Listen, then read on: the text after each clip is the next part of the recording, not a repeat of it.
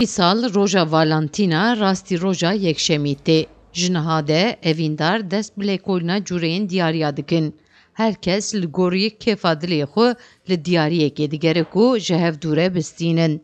Ji bo wê rojê û ji bo rojên taybet, gencekê Kurd li bajarê Amedê dikanekê alavên xemlandinê vekiriye. Lê divê dikanê de hunerekê pêk tê. Ji bo diyariyek alavekî ji agirê tê çêkirin hene. Gencê Amedî li ser darika bi agirê resma xêz dike an jî nivîsa dinivîsîne. Gencê Amedî behsa karê xwe jî wisa dike. Vana hediyelikin.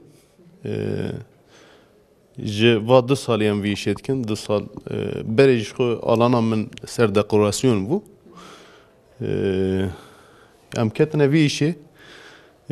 Hinkî gotin hene, gotinê berê ku li Amedê pir kesa digotin. Ew yani wekî ku wendayî bû, ji em wana dinivîsînin ji ber ku pişkî yani dîrok meriv pê ew bibe. Yani bîne bîra xwe.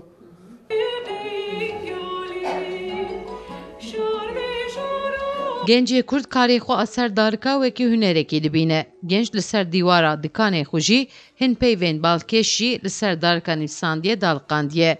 Ev peyvên ku hatine nivîsandin jî bêtir peyvên bi devoka Amediya ye. Heman demî de bi zimanê Kurdî jî gotinên pêşiya nivîsandiye.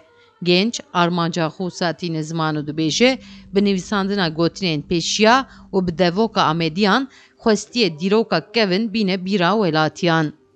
Em bi şewatê dinivîsînin. Yani dişewitînin bi şewatê dinivîsînin. Yani hinkî mesela toplum çi dixwaze.